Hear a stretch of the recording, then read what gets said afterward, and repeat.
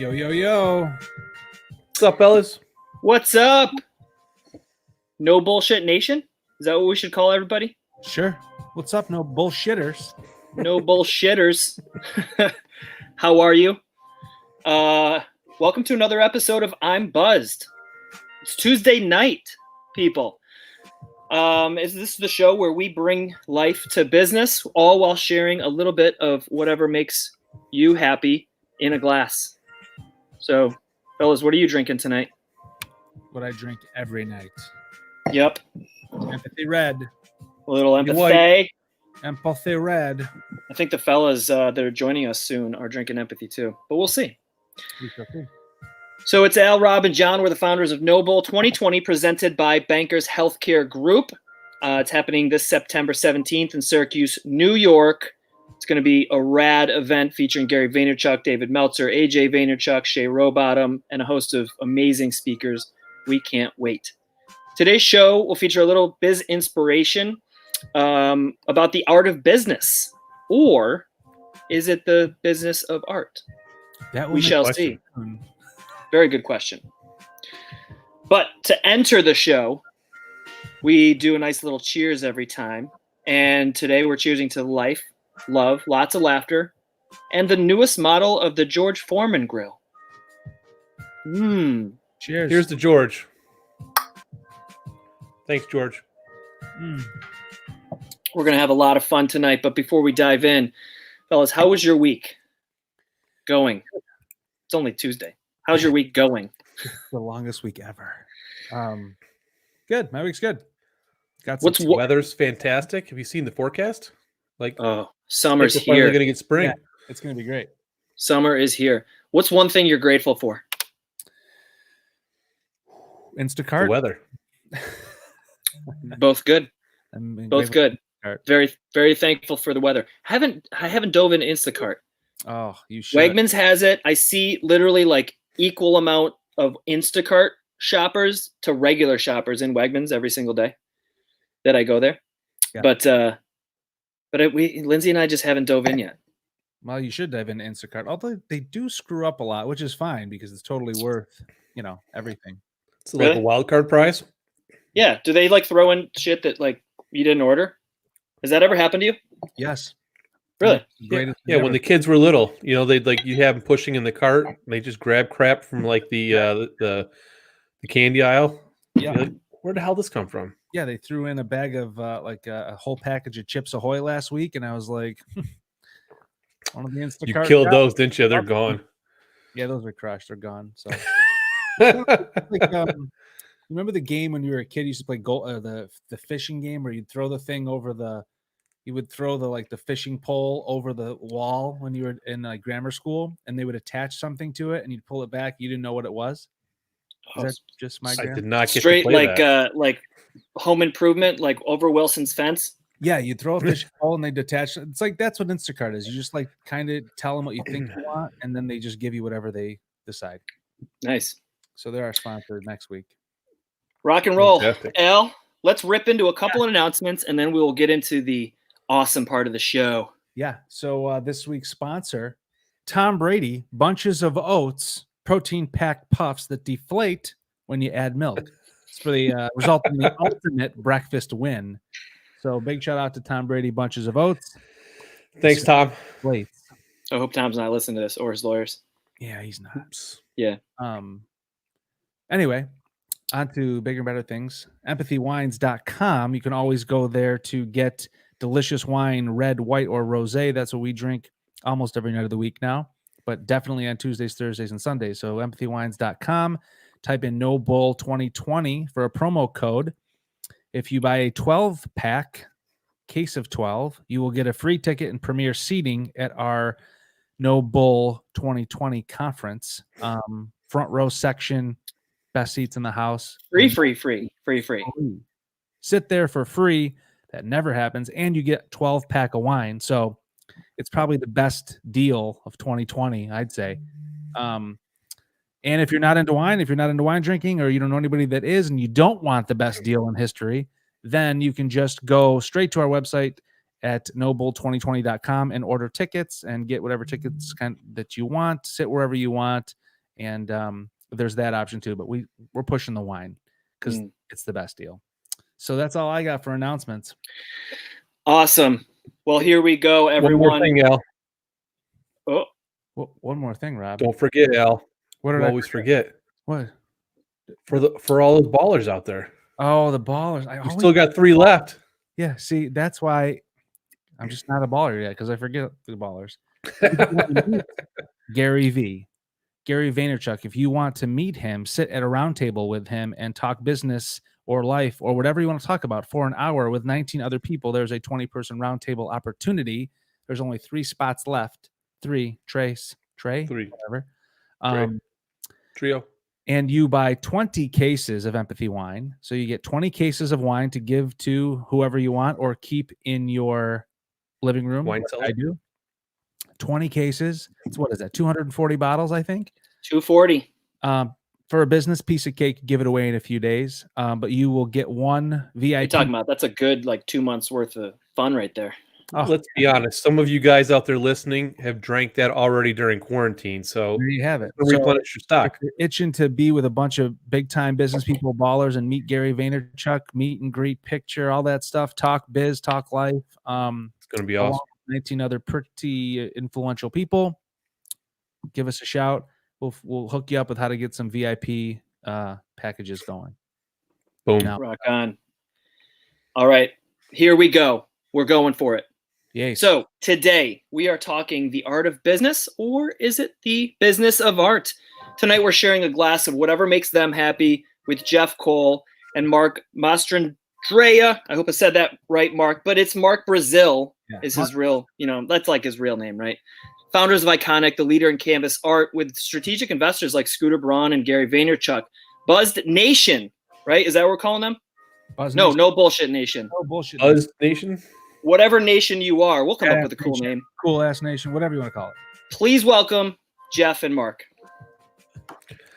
Yeah, What's up, fellas? You guys are ridiculous.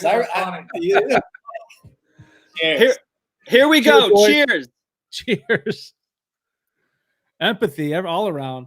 No, you guys are ridiculous. Man, doing some research for this show, we looked into your rocket ship trajectory. So we're pretty excited to learn a little bit more about you guys. But right now, you got some nice weather. You're in LA, right? Yeah, Staples Center right here, man. Yeah, It's fantastic. Damn, look at that view. This is just like my view here. Very similar. Yeah. It's good. Yeah, looks like you should have a lava lamp in there, Al. I do. I do. Some lights playing up on the wall, star. We actually put it up, but what it is. Next episode. Yeah. Next episode. So you guys are drinking some empathy wine, is that right? Yeah, we usually don't drink on Tuesdays. They're at 5:39, but we're getting into it for you guys. Well, thank you from the bottom of our hearts. Yeah, we appreciate you. Cheers to that. Is that a little red there? Yeah. This is me and Mark's 5th time ever drinking together. Yeah, me and Jeff aren't friends. I've known him for 10 years. My business partner, we're not even friends. This is probably the 110th time we've ever drank together. Actual. You're like, oh, that's what you look like in person. Yeah. Nice. That's fantastic. So, awesome. Well, we got some great questions coming up for you. We really want to learn about, you guys as founders, you guys as business partners, even though you guys don't really know each other, and the business of art for sure. But one thing that I read about you was you guys have very different personalities. Is that right? 100%. We're polar opposites. He's creative. He's quiet. He's social when he wants to be, but creative and quiet.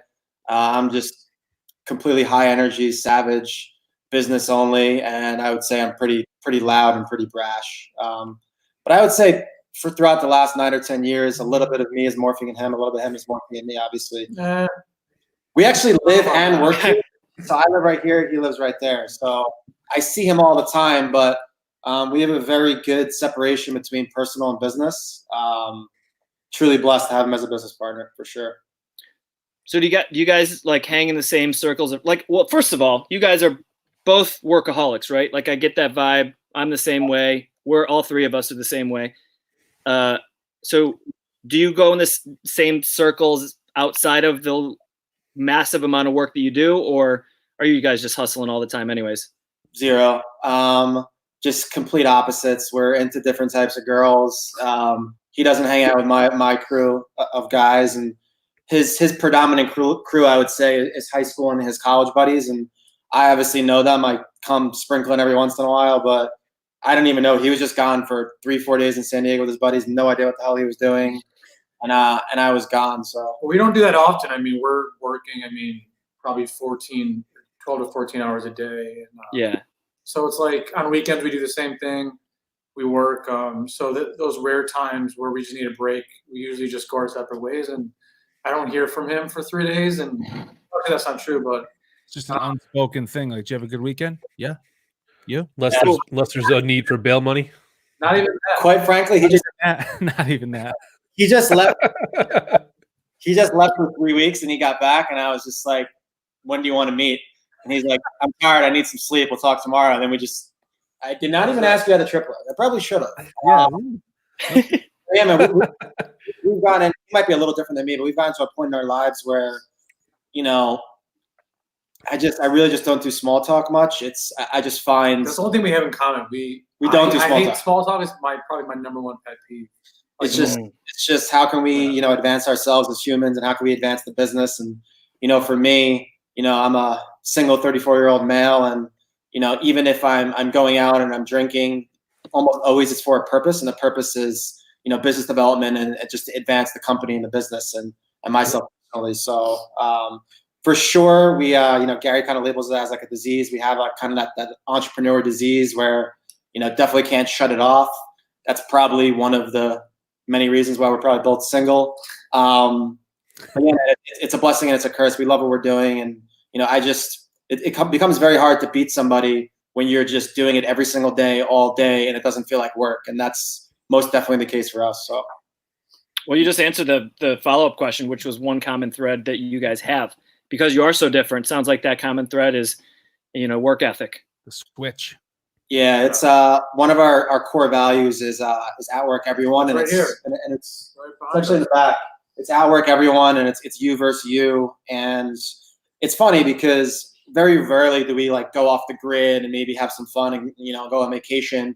And it's just I've never questioned him, he's never questioned me, and it's almost just like, if one of us is like gone for a couple of days, then the guy that was gone, when he gets back, he'll probably be working later and up earlier. And it's just been an unspoken thing that we both had. And, I think that comes from just how we were brought up, and both were put in a spot where we were underutilized, under-incentivized, and work ethic has always been the one thing that's kept us together.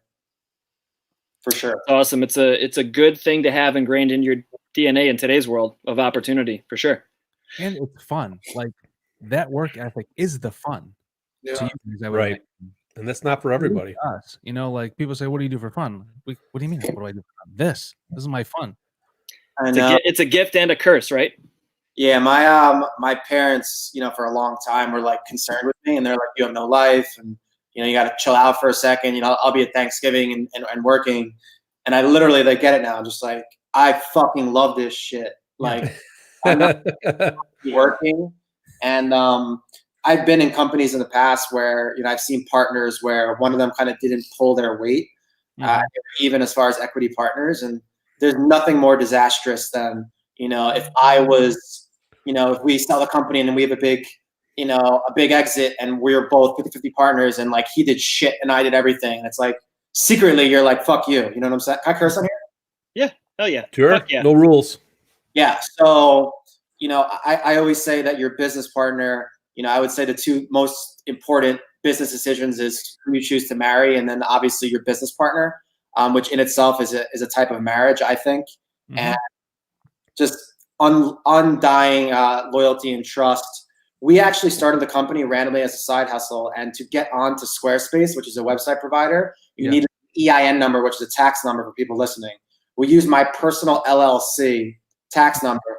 Things got so crazy so fast, and technically the first $3 or $4 million, I owned 100% of the company because it was my EIN number. And it was me and him both have Jewish parents, and his parents were like, who is this guy? And we were figuring out the paper. We didn't even have a lawyer then. Damn, that's some trust, Jeff. Yeah. And Yeah, well, yeah. I mean, the first year, well, the first month was crazy when we started running ads, but the first couple of years, like me and Mark were actually in quarantine by choice. Yeah. So like we're so used to like what's going on right now. I remember the first 2 months that we were running ads.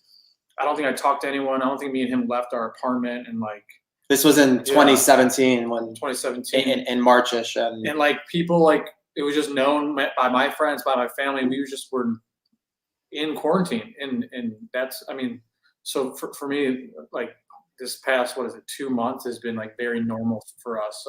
Yeah. We're kind of thriving in the chaos. Yeah. Good to hear. Good to hear.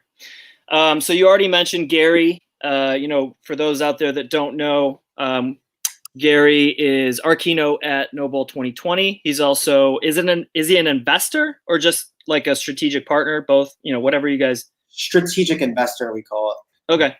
In your business, which we're going to learn about in just a second. But I know Rob had a question about the business, and how it was impacted by bringing somebody like Gary on. So Rob, what was your question?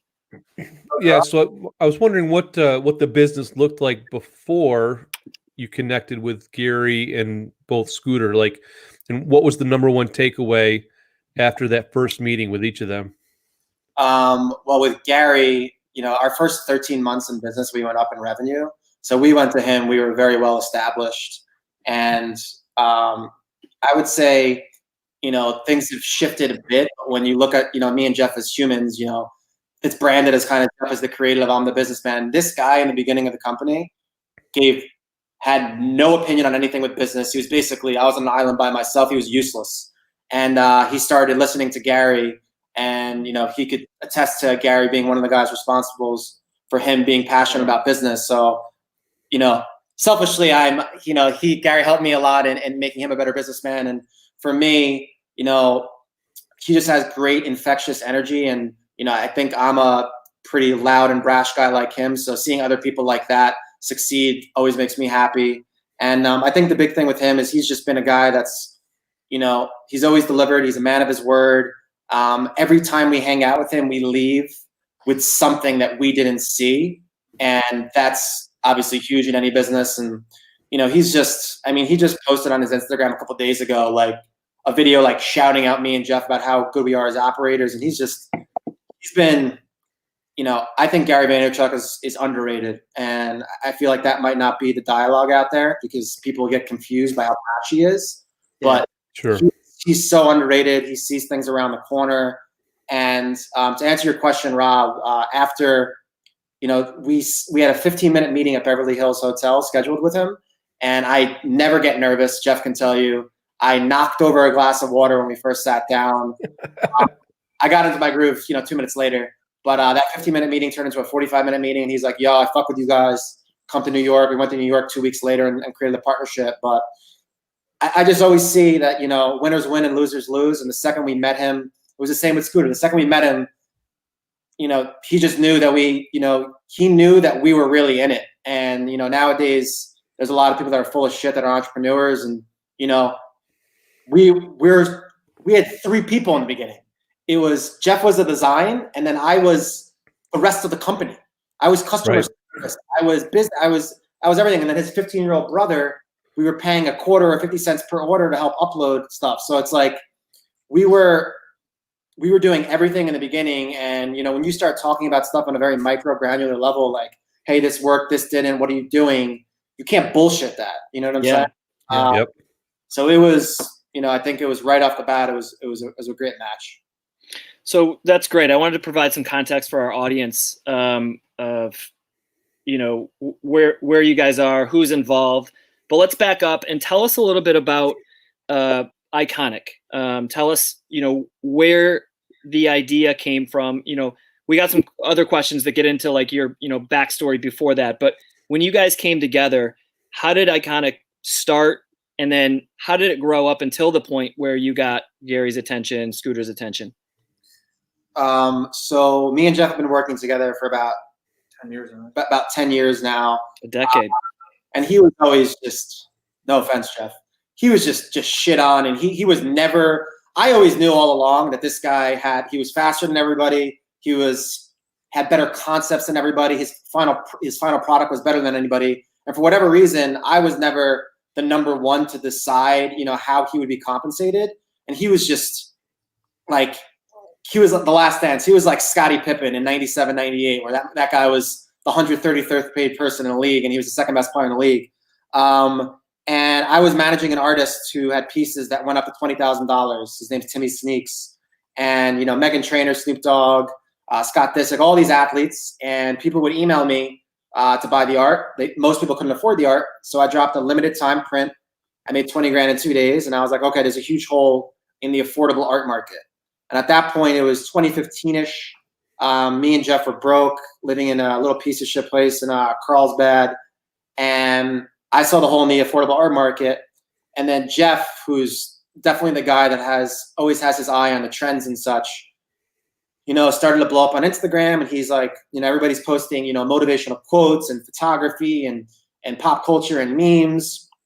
And I own these big Instagram accounts. So Jeff ordered canvases from this place in his old Chicago apartment. And he's like, yo, let's start, drop shipping art, and we'll post it on these big accounts. And this was 2016-ish, making $1,000 here and there. And I remember during Black Friday in 2016, we made, how much did we make though? We made, I think, 10 grand. But the first day we put up a print ever, I think we sold like 10 or 15, and just 10 or 15 units. And we thought that, like, to us, that was insane. Yeah, when we did 10 grand, I remember we were like, holy shit, this is crazy. And we had another job. And then in February of 2017, we went on Shopify. And then in March, we learned about digital marketing, and we went absolutely fucking crazy. We went 13 months in a row up in revenue, 6 figures the first month. We worked from 5 a.m. to 8 a.m. Wow. Our old business partner would leave at 5:30, 6 o'clock. When he shut the door, that would be the best moment ever. And then we would just work all night. And again, Jeff's a little bit more conservative than me. Every single day it was a conversation of like, yo, like, let's quit this other fucking job. And we did, I don't know, I should find out that number, but millions of dollars part-time. And then when we made that decision to go full-time, it was just, it was disgusting. It was this quarantine thing, we were in like a deeper quarantine when it wasn't quarantine. And like you were forced into it because you were so busy? I mean, your personality's obviously too, but. John, we were just used to making no money and so broke. And we were finally in a place that our effort was aligned with the revenue. So I was bartering all these accounts, and I couldn't be doing it fast enough. Jeff couldn't be making the piece fast enough. We were literally, I remember, we were hundreds of orders behind. And me and Jeff would go, because we didn't even have a supplier then. So we would have to go upload the art files on random upload your art canvas websites. Right. Me and Jeff, we would literally at night, he'd be like, oh man, you do 100. I would do 100, and he would do 100. And then finally we started paying his brother like a quarter per order. It got so funny that we would use a stopwatch, and we would time ourselves and see who could upload the art faster. And then it was shopiconic@gmail it was me. So our customer service was me. So it was literally Jeff just in his dark corner, just whipping up these masterpieces. And then I'm just getting accounts to post us and just learning about customer service and hand-to-hand combat. And it was just like, it was mainly, I think we were like, it got so bad. I think we were like at one point 400 orders behind every day. So wow. What? One day, Mark finally made a call to them, or one of the production guys was like, listen, I'm flying out. And literally the next day he booked a flight, he was out, and that's kind of what started. I mean, that was like the next phase of kind of the company. But up into that point, it was, every night trying to get at least 200 orders behind, 100 orders behind, but we never got there. It was always just. And that never translated to the end user though. They would get their art, whatever, 7 to 10 days from that point. And it was a little late. And then we didn't have a relationship, Al. So they were getting, in the beginning, you could have figured out who our production was because they were getting it from our production. But then eventually I hit him and I was just like, and they're like, who the fuck is this psycho? I fly in the next morning. We need our own production line. We need to get white labeled. And it's transitioned to now when you receive an order, it's as if we're not, it's as if we own the inventory. Right. Nobody even knows this. We've actually never announced it, but our production at the end of 19 actually bought into our company. So they printed some of my stuff back in 2011. Was that right? Yeah, I think, yeah. They printed his stuff in 2011 in his Chicago apartment, and they did a meeting to all the staff about the importance of customer service. Because if in 2011, when Jeff bought his 3 canvases for his random apartment in Chicago, if they didn't provide good customer service, then we wouldn't have thought of them, 5-6 years later, and then become what we are now. So they always laugh that we're like the poster child for customer service. Right. Yeah. That's unbelievable. Yeah. Jeff, you talked about you both talked about being behind, in trying to catch up. And, Al has a great question about, the art itself. Al? Yeah. So as a musician and a sort of a creative type, right? In other podcasts, you've talked about the market. You saw the hole in the market. You saw different things. And what you saw on Instagram, what people were tagging, right? So the question is, in terms of the art itself or any of the content that you ever put out, do you ever find yourself stuck, at least at this point in the game, stuck or torn between creating what the market wants versus what you think the market needs? I think it's one of the same, but I mean, I became pretty analytical at this point, especially when we started doing ads, when everything was quantified, and especially when I got to see, bestsellers. And once our catalog got a lot, deeper, I think we started with 10 pieces, and it got to 100, and then 200. So I kind of just transitioned more to an analytical artist, and what I wanted really didn't matter. And it was all about what I was noticing, and kind of that just almost like what I wanted was what they wanted. Mm-hmm. So it just, my brain kind of just readjusted to, what people wanted, what people were paying attention to, what people were sharing. I paid attention a lot to what people were sending other people in the DMs, what kind of memes, and everything was very crudely made, very fast and quick, just so they can get shares. So I was like, there's got to be a way, or a tangible way for people to consume this instead of just sending in the DM, having a couple laughs, and that was it. There's got to be a way to kind of make this a real thing that could, hang up on your wall and become the art of the next generation, become iconic art, for 50 years later. So. And do you feel you'll follow the trends as they change? You'll just continue to follow where the attention is and then design the art based on that? Yeah, I mean, always. But I think what we're seeing now is we kind of have this DNA of, inspiring and motivating through storytelling. So I think we're always going to lead with kind of our core DNA, regardless of what the market is doing. And then I'll find a way to creatively marry the two. If the market goes in one direction, you'll always see the iconic DNA kind of continue with every piece, every collection, every collaboration, every license we get. It'll be some sort of marriage and kind of breed. Sweet. Awesome. Now this question's for both of you. One might be more on the business side, one might be more on the art side, but what's the worst idea you've ever had? And can you tell us what happens? And then follow that up with the best idea you've ever had, and then tell us what happened. Well, first off, shut up. Well, we can't say the worst idea. Okay. I mean, we got a couple we can't say either right now, so I understand that. First off, this fucking guy over here, we just took one of those tests. What was that test? Harrison test. We took the Harrison test. I don't know if you guys know what the Harrison test is. What's that? What's that? Myers-Briggs test. Oh, okay. Yeah. Okay. Guy, he always shits, you're not fucking creative, blah, blah, blah, blah, blah. Ooh, shit. Apparently I am very fucking creative. All right. Because he answered a couple questions. Jeff, you can't beat the Myers-Briggs test, and my accuracy was like a 99.5. You tried to beat the test. Your accuracy was like a 96.1. You realize that's ironic for a test to say that you tried to hack the fucking test. Meanwhile, every idea he's ever had Suck. was by far like it's at the bottom. Like if we had 500, let's say 1,000 SKUs, they wouldn't even hit the top. 500. It wouldn't even hit. I don't even know. Like it would be like 900 through like 9. It was. It's just. It's bad. You're just trying to make him feel good, right, Mark? That's all. Yeah, it's fine. How about that kids collection? How was that idea, Jeff? Oh, that's why they call him Lord Mark. I should have asked the question to like Jeff, what was Mark's worst idea, and then Mark, what was?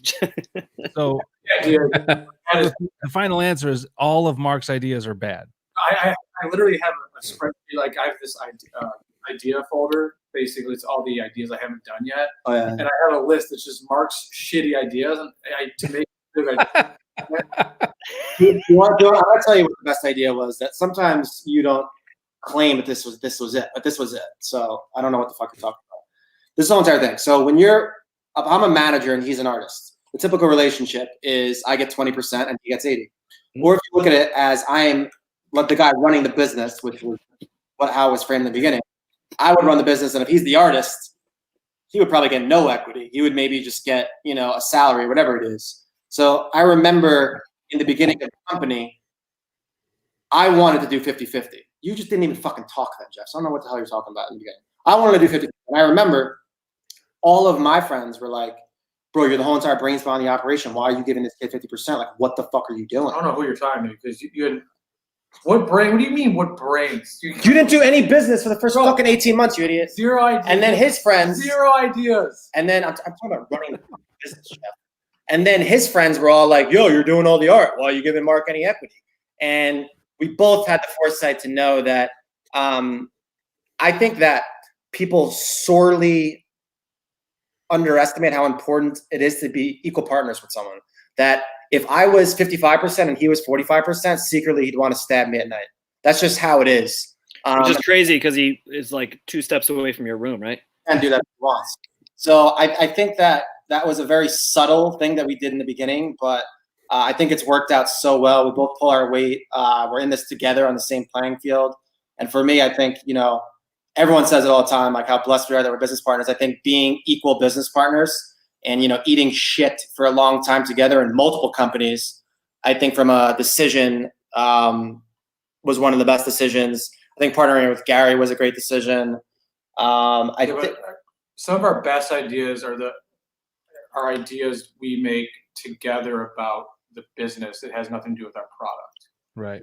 Which is why we can't really talk about some of that stuff. But because we're so opposite and because he's so left and I'm so right brain, some of the business decisions that if I was a little more like him, we would have made some mistakes. And if he was more like me, we'd have made some mistakes in terms of partnerships and business structures and stuff like that. But to answer your question, yeah, it all had, we literally made very little mistakes because of how balanced we are. And I pull him back, he pulls me back when we kind of get out of hand. So to answer your question, yeah, I think because we're so opposite, we've minimized risk in a lot of bad decisions. Yeah, I don't really think we've made any really, really stupid decisions. I would actually say the stupidest decision we've ever made, but we didn't know any better. Now looking back, obviously hindsight's 2020, is not going faster at the beginning when it's kind of an open market. We most definitely created this market. I mean, the MSRP of our products, we just created. We reverse engineered what we wanted the margin to be, and we were just like, well, this is it. Nothing to compare it to, huh? And then everybody else just copied it. And let me ask you a question. So you just told us the story before about how you guys were growing so fast and behind, and then you just said like you wish you would have scaled faster. Would you now looking back trade going faster for some potential customer service, growing pains? Would you trade that for the opposite? Well, I think once we got everything streamlined and we had the partnerships in place, I think we could have gotten faster in a lot of scaling opportunities. But in that first, I think, month or two where we got on digital marketing and kind of blew up, that's kind of what was like our scramble, just trying to figure it out and kind of like open the floodgates, huh? It was more navigating the waters where we couldn't go fast. I don't think we even wanted to go fast at the beginning because we were just understanding the market, understanding our business. well, we didn't really have, like, we didn't really know what it was yet. So I think once we had those things systematized, we didn't go as all in as we could have in a lot of areas. Like, we sort of very small team. Like, at that point, Could have hired more. yeah, we only had a couple more people, maybe one or two more people, when we could have, you know, broke even and hired instead of try every day to get you know, or to be profitable. To answer your question, I would never sacrifice the customer service and you know, the relationship that we have with our customers. I think that me dealing individually with all those customers in the beginning, it is, I mean, there's reviews that they're like, we spoke to the owner of the company. I still to this day call almost every customer that spends over $1,000. I make tons and tons of phone calls. I just call them up. I'm like, hey, what's up? It's Mark. I'm one of the co-founders of Ikonick. Thank you so much for ordering. It means the world to me. How'd you find out about us? What business are you in? I spend probably 3 hours a week on just bullshitting with customers. And that people sorely underestimate. Everyone's in a new customer acquisition game when you can just optimize your existing customer, which already trusts you. And obviously, you know, usually there's a cost to acquire a new customer. Why don't you just talk to your existing valuable customers? And I think that that is something that we've done very, very well. And I'm very, very proud of that. So very proud of that. You guys had mentioned something about like your team and stuff like that as I was watching a bunch of your behind the scenes videos, which are fucking fantastic, by the way. Can you share with us like your hiring process? I know you said that the core values of the people that you're talking to or considering to hire are super important. Can you share a little bit about that with us? Yeah, we definitely, I don't know if you guys have read the book, Good to Great by Jim Collins. Yep. Oh yeah. He hires who, then what. So it's about the human. You know, you get them on the bus. Are they honest? Are they loyal? Do they have integrity? Do they work hard? Yep. And then you figure out what they're doing. For us, we're definitely in that business, especially in the beginning when there's so many slots to fill. You just want someone that's ethical, has a lot of energy to work, and is intelligent and can get stuff done. But for us, you know, we recently, me and Jeff, and this is a testament to our partnership. Me and Jeff wrote out our core values. And literally, I read out like 20 or 30. He wrote out 20 or 30, and they literally like almost the same exact, basically the same exact list. And that's awesome. Outwork everyone, you versus you. So that's all about work ethic. Always be solution focused. Don't come to us about talking about problems. Come to us with solutions. What else we have here? Accountability through discipline. I think that a lot of people are afraid to be put under the gun, and that's how you move upward in any company. You need to be held responsible. Integrity and transparency, which is pretty obvious. And then this is the biggest one, is pursuing your highest potential, is really being growth focused. You know, for us, I'm a big book guy. Jeff is a big learner, but he learns more through video and YouTube and such. But everybody on our team, anybody that wants a book to read, we buy it for them for free. Anybody that wants to go to a seminar, like your seminar, they want to go, we'll buy it for them. And everybody on our team is just so deeply passionate about learning. It's crazy. We just hired our director of growth, and like I connected him with all of my other buddies, CPG companies, direct to consumer companies that are doing, you know, as big as Movement Watches, which is 100 million plus 100 million. And, you know, the lowest probably like a $20-25 million valuation. I connected him with all the marketing directors and the head of growths, 5 or 6 of them. And he just talks with them and he masterminds with them. And he's just like, and he's been with us for 45 days. And he's just like, yo, this is fucking amazing. And everybody in our company is just so passionate about just solving problems and getting smarter. And, you know, I think the true sign of a leader is creating other leaders. And I think that we're creating just these fucking monsters. Our team is a bunch of fucking savages. Psycho savages. Love it. There's every day's Monday with our team. Well, every day. A lot of our, I think Getting me jacked up right now. I'm jacked. all of our employees, except for I think 1 or 2, have like done something creative to get on our team. You know, it wasn't. I love that. Can you share a couple stories? Like, yeah. I think Christmas is my favorite one. Well, give it a low-hanging fruit one. One kid, well, it's crazy. It's Christmas. Tell them that story.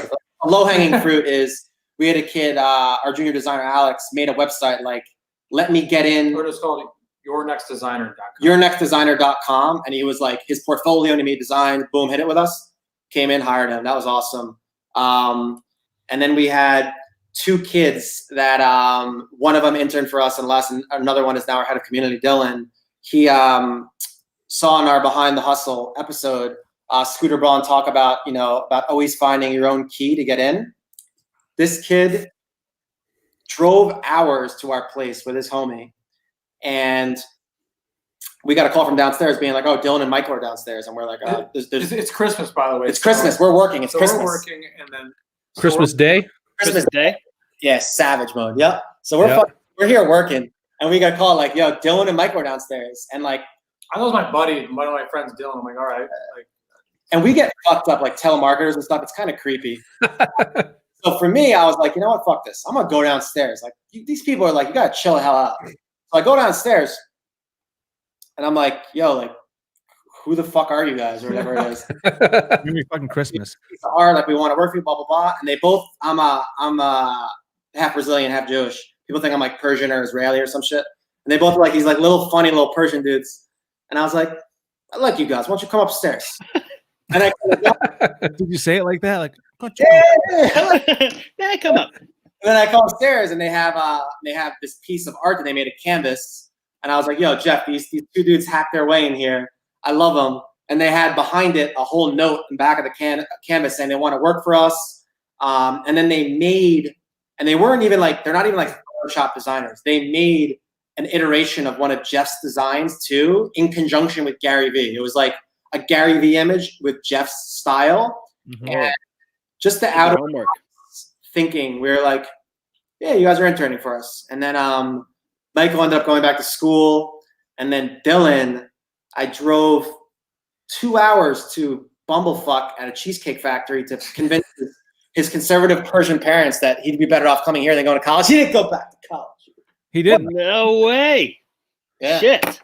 Wow. But then Score.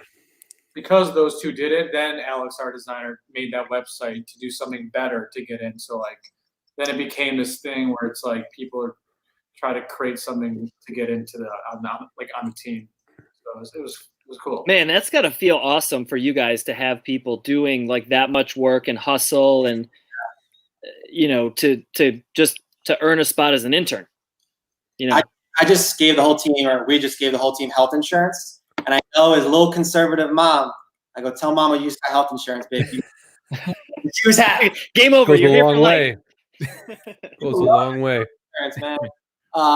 Yeah, man, it's like, it's so humbling, for people for anyone to do that, and I can assure you that I'm supremely confident that we're building $1 billion empire. I'm very confident when I say that. I'm looking into the camera. You can record this shit. We're on a serious mission here.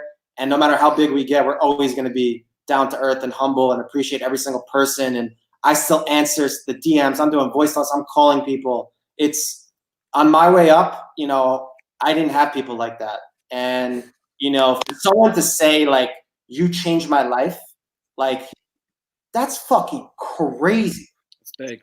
Like, you're a piece of shit if someone says that to you and you don't give them the time of day. And I get it, as the company gets bigger, I have less and less time. But like, I can't tell you how many times Jeff thinks I'm nuts. Like, he'll be like, where are you going? And I'll go to Panini and get a coffee for 50 minutes with a stranger, someone that loves our company, or I'll talk to someone, I'll consult with someone. Or if I'm speaking at a conference, I'm staying there until every single fucking person asks every question, gets every single picture. So, and people see that now, you know what I'm saying? Like, you can't, that's why Gary is Gary, because Can't buy that. He is the real deal with all of that. And he's like, and he set a great example for us. Luckily, that's how me and Jeff, were born and bred. It's in our DNA, but seeing someone that's, light years ahead of us still doing that is it's very humbling. It's very inspiring. And, I hope to instill that with everyone that I interact with as well. Man, respect. That's awesome. That's Thanks. very respectable. Yeah, I mean, that's a quality you don't see as people come up. And, to hear you say that you want to be $1 billion company and you want to help people along the way, like that's amazing, man. We're going to be $1 billion company. Let's edit that. Oh yeah, sorry. I'll edit that part out. Yeah. So you're going to be $1 billion company, and all along the way, you're going to help the little guy. So you guys have already built something great, right? I know, being an entrepreneur myself, I know being never satisfied is something that drives you, but you have built something great. You are building something great. You're still going. What is the combination? So picture we have some viewers out there, listeners eventually on the podcast, have some listeners out there that they have a small business. Maybe they have a medium-sized business. Maybe they have no business. But what is the combination of things that exist in your business that allow you, and you can combine things that you guys have internally and things that are qualities or features in your business that allow you to grow at the scale that you're growing? Yeah, I mean, we're just really getting into systems. I think that the single most important thing in any entrepreneur and any human is self-awareness. And I think that, you know, we are so self-aware, man. John, I am a fucking idiot at 99.9% of things. Someone just asked me to go golfing. I go, I've never golfed before. They go, do you want to go on a bike ride? I go, I don't know how to ride a bike. I don't know broccoli we live off. I don't even know the 7 fucking terrible roommate. I'm terrible. Yeah, I'm just terrible at so many things, but I know what I'm good at, and I double, triple, quadruple down on that, and that's what I focus on. And I think for anybody out there that's starting a business, trying to grow a business, it's look at yourself in the mirror and say, what can I be world class in, and what am I passionate about? And if that takes, ask the people. Don't ask your yes friends. Ask your friends like me that are gonna be like, fuck, like they're gonna tell you to step your fucking game up and really figure out a pocket you can live in, because we don't live in a jobs economy. We live in a skills economy. You know, to win anywhere, you know, being a generalist is great, but if you're a specialist and you are truly world class at something, I don't give a shit what it is. If it's blowing bubbles, doing fucking acrobats, whatever the hell it is. I've been hanging around with Gary. You can dominate this pocket. And yeah, man, I mean, it's a great story that I like to talk about real quick is this kid Jeremiah. He's that blonde kid on Instagram, and he wanted to work with Rory Kramer, who's a good friend of ours that we collabed with. And he noticed, he tried reaching out to Rory. Rory wasn't having it. And then he looked at Rory's footage and he realized that he didn't have any drone footage. So what Jeremiah did was he got a drone. He studied a drone for 3-4 months, became good at a drone. And then he went to Rory and he goes, yo, you need someone to help you with drone? And then Rory's like, yep. And then he hired Rory. Now he works with Rory, and he blew up. And I think it's just being smart and understanding the white space. And, you know, so many people are like, you know, so many people that are like fans, they'll be like, yo, how can we help you? And it's just like, oh, the worst question. It's just like, oh, so you want me to go and research and due diligence about everything in your life and figure out what you're good at? Or why don't you just look at what we're doing, figure out something we're not good at, and then just come to me with that. And if someone, if you just come to me with a solution or something we need, like, Al, it could be the stupidest thing. Like, the most weird, minute thing, if we're not doing it and you're like, yo, I'm really, really good at this. You need someone doing this? I literally just be like, yes, and I'll give you a shot. He's terrible like doing his own laundry. Like, if someone DM'd him about that, like, he would hire them. Noted. Okay, so somebody DM Lord Mark and offer to do his laundry and probably have at least a free job for a while. World class. You better be world class at it, though. Don't be half-assed the laundry. Don't half-ass use shit. the right detergent. Just the right starch. Yeah. I don't know how to bleach white shirts, actually. You know, I don't know how to do that. I don't know how to do that. You know what? That is a fucking enigma, I feel like. So yeah, let's go on a tangent here for a second. I love white shirts. I'm a like fashion wise, I love white, gray, black. Like, I love that with a pop of color, right? So I love white shirts. I cannot figure out how to keep a shirt white for longer than, I don't know, like 3 months. Maybe it's just like my body oils or something. You're making me feel good about myself, because I told my buddy I didn't know how to do it, and they were all making fun of me. No. So thank you guys. Yeah, can you secretly get some tips from them? Because I don't fucking know. That's the other thing. Anybody that's got info on bleaching white shirts, put that in the comments too. They gave me very vague feedback, as if I was like supposed to know it, and I'm just like, guys, I need very granular, detailed feedback here, or I'm gonna do this all wrong. Yeah. So they all probably actually have the same problem, but they didn't want to look like they didn't, so they were like blamed it all on you. Alex and Colby, they're big. They're fucking. They're in production too. Production. Fucking guys. Yeah. Fuckers. I'm gonna feel a little lit up. Just a reminder to everyone out there, we're going to hit a rapid fire round of questions at the real soon. I think Al has one more question, and then we're going to hit some rapid fire questions. Rapid fire is real quick. Rob will do the intro when we hit it, but post your questions below if you're watching this on live on YouTube and Facebook. Post your questions below. They can be directed to Mark or Jeff. It can be directed to one of us, or it can be to all of us, and Rob will hammer those out. But before we do that, Al's got one more question. Take it away. Mark, or actually anyone, has anyone talked to Amy? Oh God. You don't have to elaborate, but like, do we know how is Amy? Has anyone talked to her? I had to do that. Al, she's so damn disrespectful. She was such a disrespectful. Well, So is that a no? Is that a no? Just ripped the Band-Aid off. I actually don't know. I haven't wished her happy birthday in a while. you haven't wished her happy birthday. I wonder- She's not to us. It's been 2 years since we left her a voicemail. Oh, I was shit. Oh, together? Yeah. I was shit-faced, left her a voicemail in Watermark Tower. Like, bro, you shouldn't have done that. That was the last time, and then she thought that was funny, and she doesn't know that we talk about her on podcasts. I know that. No, she doesn't. Well, so be honest. Are you like grateful for her at this point? Like, Yeah. I mean, I'm grateful for just every single touch point that got us to where we're at now. It is pretty wild. She's a whole different human. I can't even say good or bad about her. Right. I'm just trying to bust your balls on that for a minute, just to see if you got a touch. God bless her though, and like, God bless how much of a fucking savage I am that the next day I just blasted for no reason. There's no reason why I should have hit Jeff. There was no fit. It made no sense for me to even call. I don't even know why the hell I called him, but I did. And I was in college. I was a sophomore, junior in college on break. It was heavy break or summer or something. Like, who is this fucking guy calling me? And Very aggressive. yeah, that one. I don't think I've ever met anyone that, I mean, aggressive. He was like one of the first New Yorkers. I mean, I went to Arizona, and a lot of my pledge class was from New York, but he's a different breed of New York, I guess. Al, you know what's crazy, bro? You know what I've been seeing lately? What's that? My ex-girlfriend been looking at my IG stories. oh no, See, Al, we got to bring back the what's the segment? That's bullshit. That's bullshit. That's bullshit. We have a segment where we call out people's absolute bullshit, excuses, things they come up with. And I screenshotted that Instagram story of you and sent it to both my fraternity brothers. I was like, oh my gosh. there she is. You always come back. She's back. Talking. She's back. Fly Amy out to do a podcast with her. No. That would be the best. Yeah, 100%.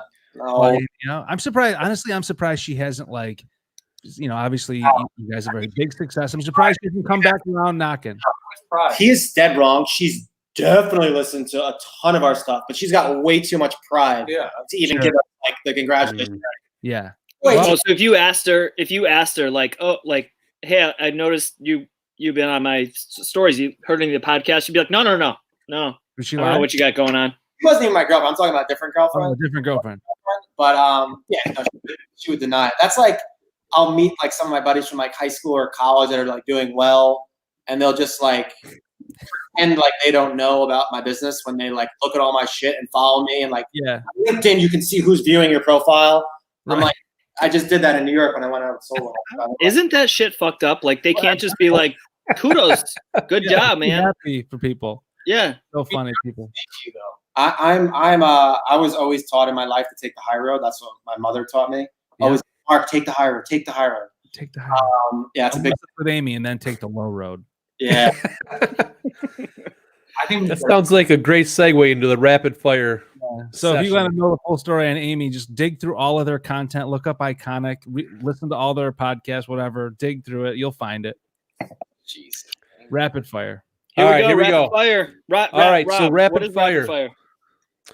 All right, listen, 20 seconds or less to answer the question. If you're completely stumped, just say pass and we'll move on.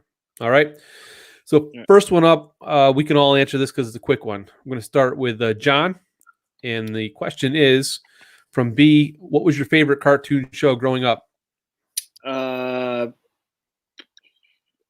X-Men.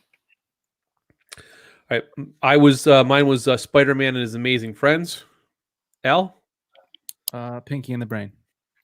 Oh, Mark. there he is again. I would have pegged you for a Pinky in the Brain. Ninja Turtle.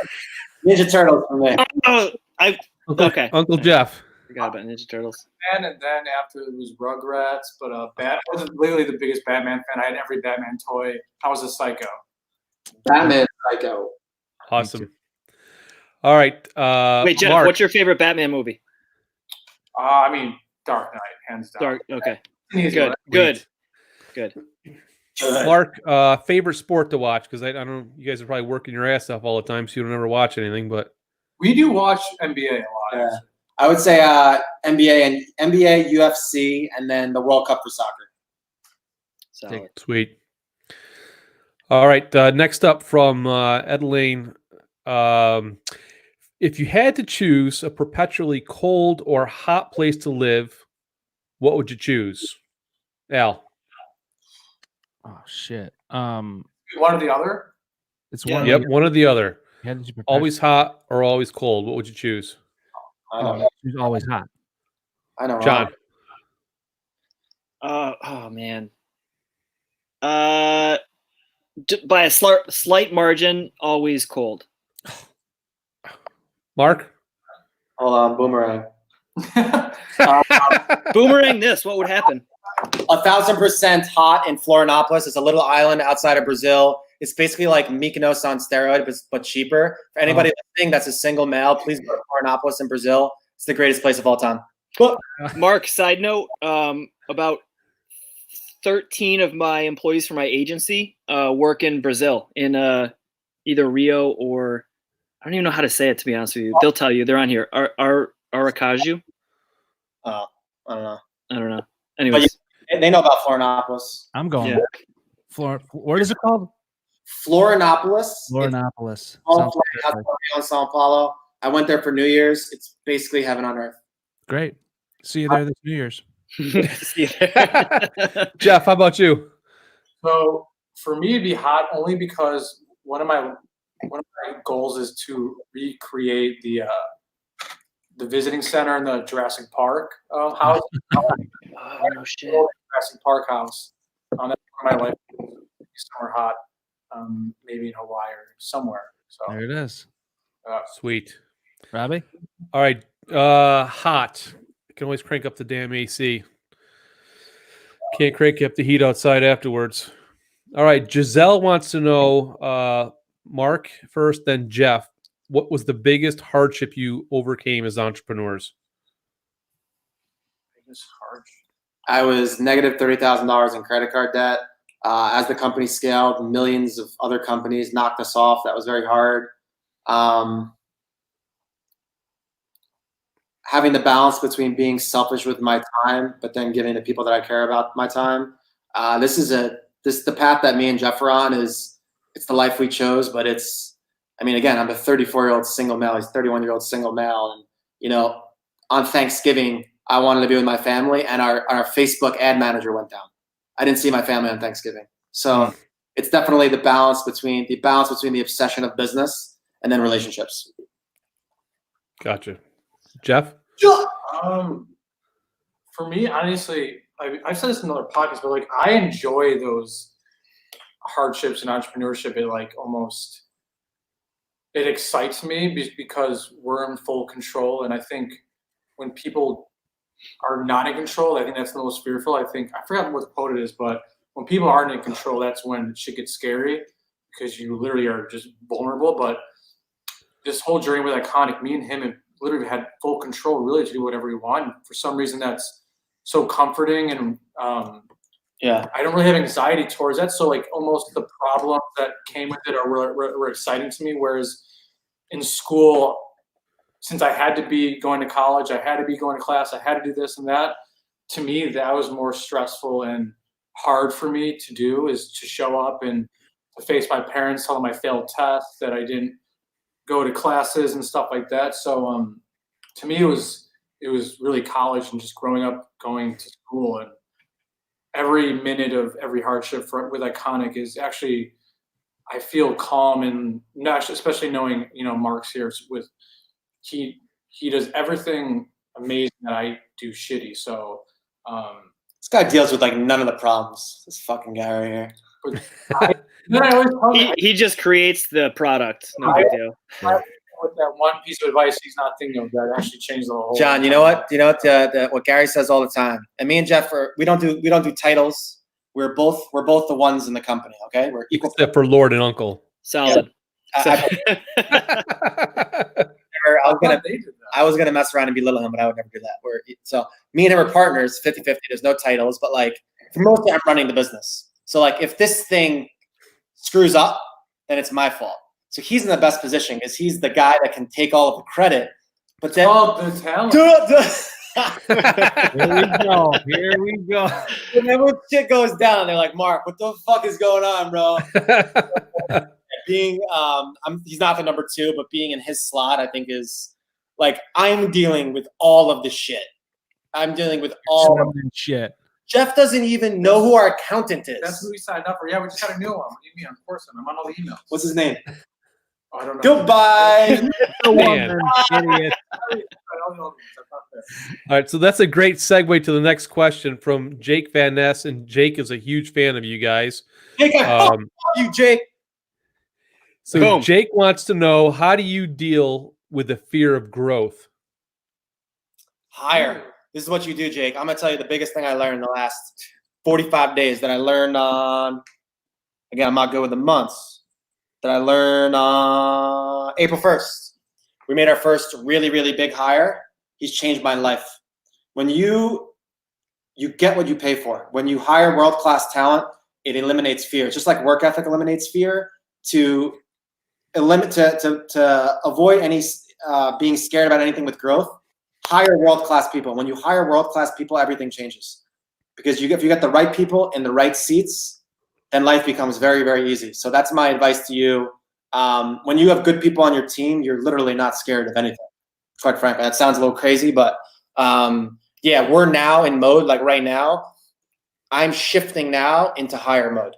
I'm literally telling all the people on my team, hey, we're analyzing the different channels. Are we outsourcing it to service providers? Are we bringing it inside? And if we're bringing it inside, who is that person that we need to hire? Tell me what that person's skill set is. I'm going to go find that person. And I'm going to go find a fucking assassin. And all I'm doing right now is just assembling a bunch of assassins. And it's going to get so fucking sick soon. Pumped. Build the army. Yeah, bloodbath of business soon. I'm ready. I'm ready for the massacre. Let's see this. Ah! Jeff, anything for you, or did that pretty much cover it all? Big talker, Jim. With growth, yeah, I mean, Let's hear it. I mean, for us, what really helped is making a system out of every process we have in the company. So like, even like I created creative systems for my creative team that I had to develop and almost make up, because there is no system for creating, right? Sure. And growing up, I mean, I went to art school, all that shit. Like, there is no, okay, step 1, step 2, step 3, step 4, similar to like systems if you were in accounting or doing something else. So I almost had to create a system for creating, which was a cool exercise for me, because I reverse engineered every aspect of my job so that I could teach it to my team. And that way, when they're like in a creative a rut, or they don't know how to approach an assignment, they have something to fall back on. And that's been absolutely huge and kind of like secretive in our company, because like, I honestly think I created it because I researched it. Like how do you come up with an idea? Like, there is no formula for coming up with an idea. So I kind of had to do this exercise myself with every aspect of creating for everyone on my team. So that's been pretty mind blowing. Systems. Big one. Yeah, That's a big deal. Good answer. That's a good answer. I'll give you that. All right, because you guys hardly ever do this, I think this is a great question from Lindsay. Outside of the 3 weeks when you just disappear and don't talk to each other, what do you guys do to recharge? 1942, tequila. Solid. Yeah. Traveling, reading, I love my nephew. Pull-ups, watching sporting events. Hey, who's wearing the pull-ups? By the way, I love that you just named an exercise, not like working out, like just pull-ups. Just one. That's great. Because that's all you can do. Is just I love pull-ups. Fucking great. I think thought you were talking about the adult diaper. Oh, pull up. That was when in need, those are great too. I really think though, it's so crazy, man. I was on Saturday, I went to my buddy's place in Marina Del Rey, and it was Nick and Nick. They own a company called Truff Hot Sauce. Brandon Cohen owns a company called Liquid IV. Stephen Borelli, who had just left from Cuts Clothing. Jake Casson, who owns Movement. And I was literally sitting with 5 or 6 people that are in my seat that are just crushing the game, and just sitting there and just talking about business for 2 hours. There's nothing better than that. There's really nothing better than that for me. I have a sick problem that like we'll like literally like, again, I'm making myself out to be a little crazy. I hardly go out, but when I go out, I have a lot of fun. But like we'll be out at the club, and like I can't tell you how many times we'll be out at the club at a table, but we'll be like huddled in the middle, like talking about business. Right. It's an absolute obsession with just getting smarter. So yeah, I don't know if I answered your question. All of those things. My sister just had another kid. I'm really excited with my nephew. He's turning 3. We FaceTime almost every day. And yeah, for now, eventually I'll probably have a wife and kids, and we'll go there. But for now, that's my shtick. Awesome. Jeff?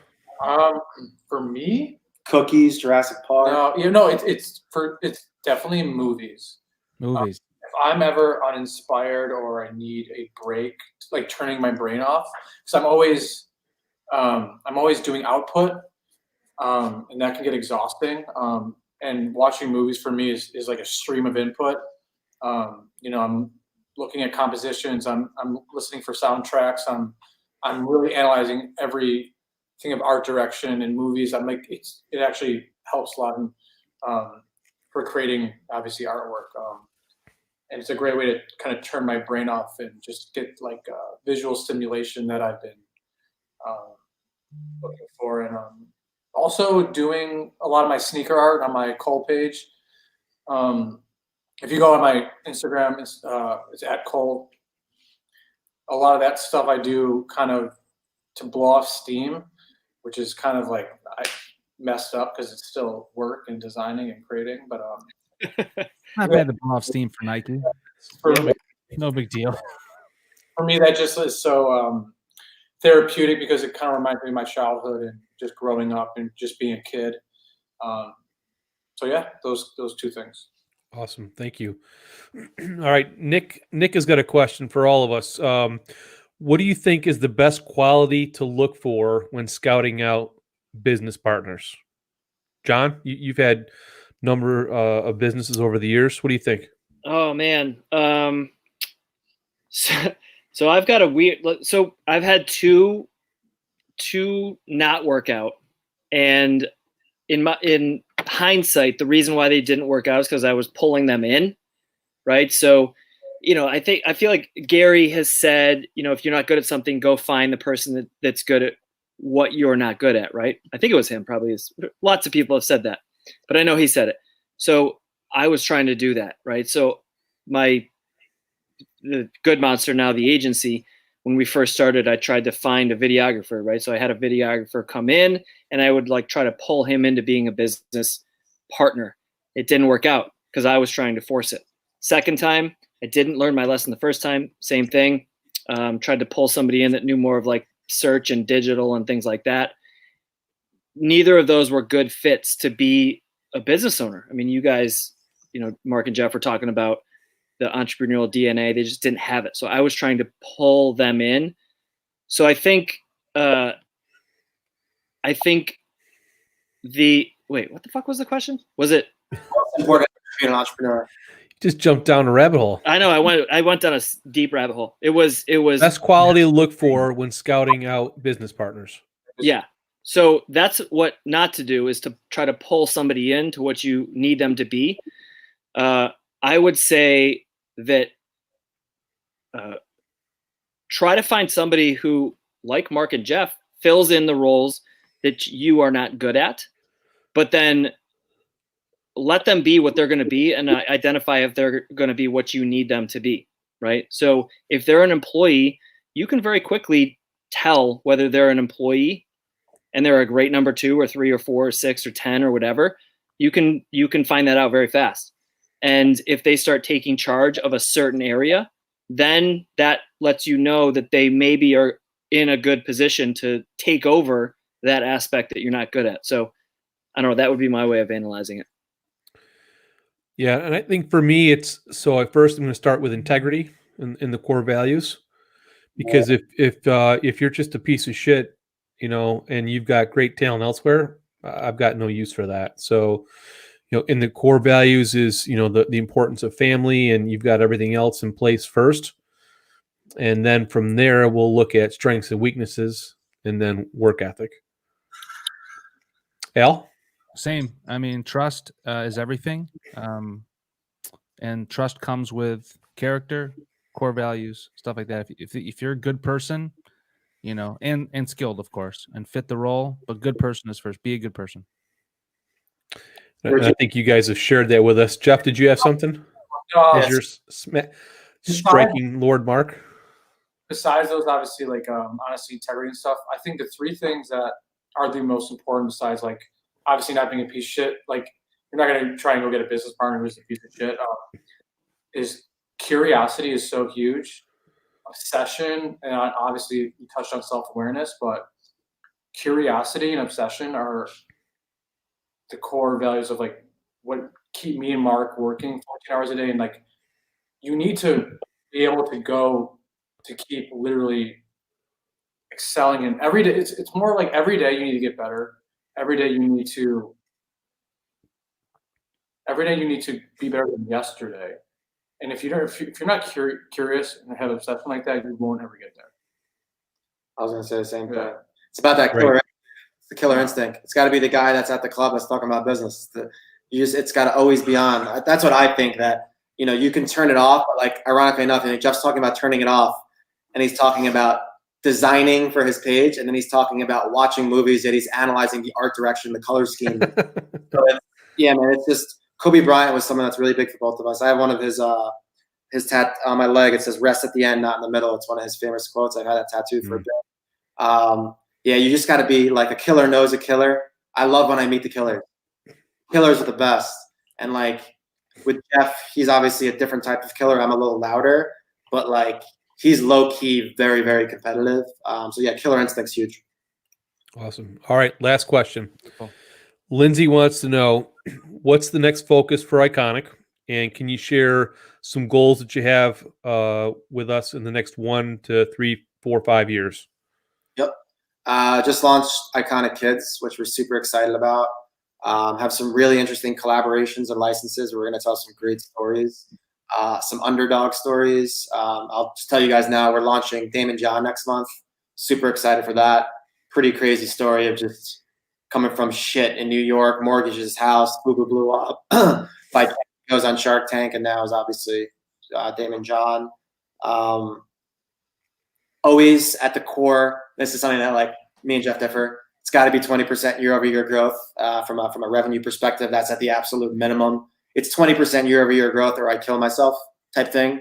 It's that, and then just continuing to inspire and motivate through different products and through different stories. I really think that if we do all those things, everything else figures itself out, and continually bringing on people that we care about. I really think that's like almost like the most important thing, is just like, I can't wait. We have 2 of our guys coming in tomorrow. I can't fucking wait. I got a barber coming. I got all of us haircuts. I'm just so excited. So I think that's something that we have never talked about. I just want to tell you real quick, 15 seconds, is really just getting into business with people that you care about, like giving Dylan health insurance. That made me really happy. Like, big deal. Like giving someone a raise, like that makes me feel so good. Like, it feels so good because, although we were, quote unquote successful and a lot of people came in, like me and Jeff have very unorthodox we live where we work. We live here. This is my desk. My bed is 6 feet away. And it's just a really unorthodox situation. And for people, you know, our head of growth left a company with ownership that was doing more revenue than us. And he took a shot with us. And I would like to say that he's extremely happy with what's going on. So really rewarding the people that believed in us. It makes me feel so damn good. That's my answer. I don't even know if I answered the question, but I mean, not really, but I don't know, but that was a fucking phenomenal like cap to the the rapid fire. to directly answer the question, we have a bunch of new licenses we're coming out with it. We're really excited about different mediums. I wasn't going to say that, Jeff, but why don't you just fucking tell him? Yeah. Tell the world. But, It's because he doesn't know who your attorney is. or the accountant. Hopefully, you know who our attorney is. Oh, yeah, good. You know that is. shut up. I can't even say his name. Yeah, Um, yeah. Good. That was strategic of you. You No, didn't thank say you. his name. There you go. But no, I'm excited for the licenses. It's been fun kind of designing with historic IP that like I grew up idolizing.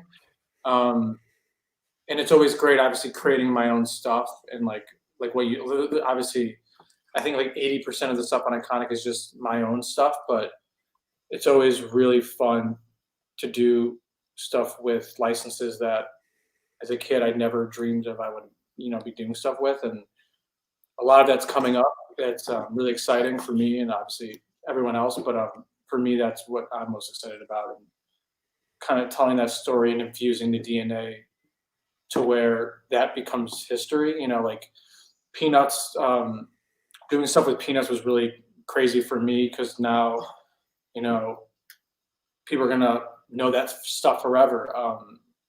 And you know, Charles Schultz is someone I always idolized, and when I was reading his story and all that stuff, to think about someone reading that about me in like 50 years was like got me kind of teary-eyed. So like that kind of stuff is I'm really excited for.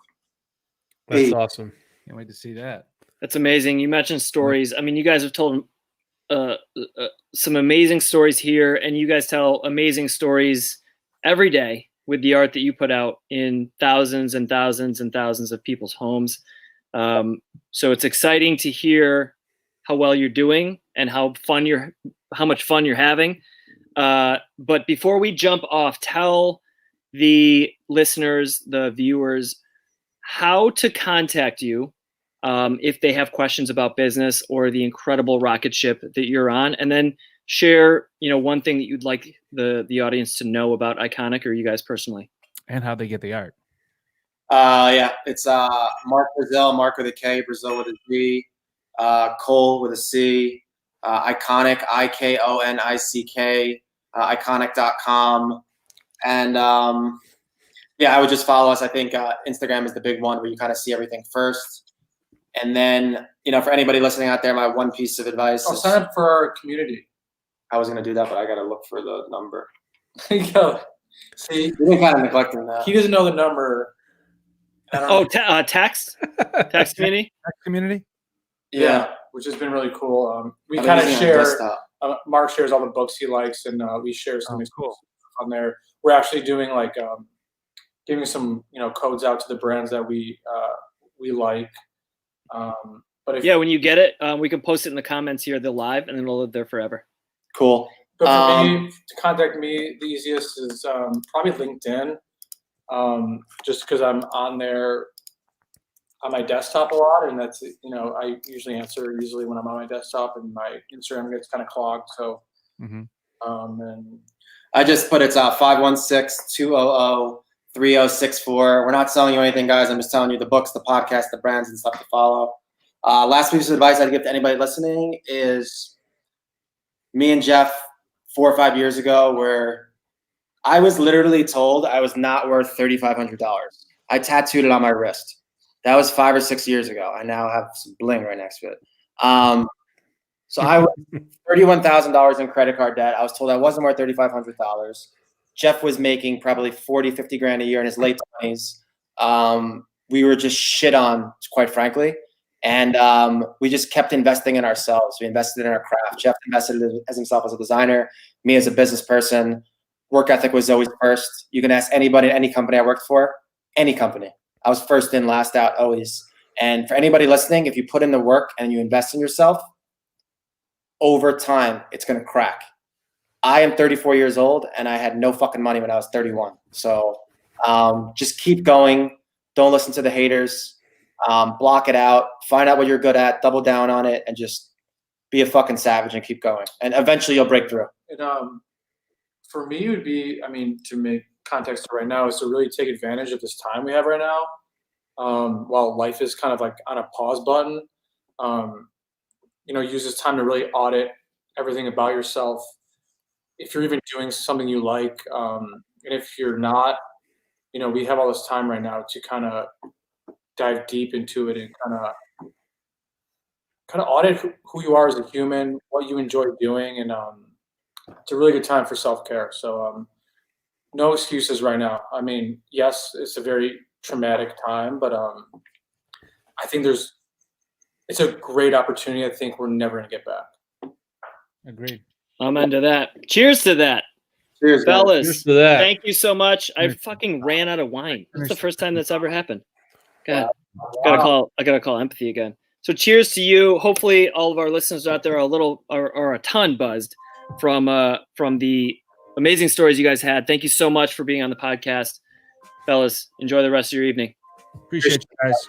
Appreciate you guys. Good show, fellas. Great show. Great interview. Yeah. You guys awesome killed dudes. it tonight. Awesome dudes. Like they said, head over to Ikonick .com. Check out their gear. The shit's amazing. They have some amazing modern art, modern spins. Actually, I saw one of the more popular ones was they made a Kanye's face out of a Yeezy.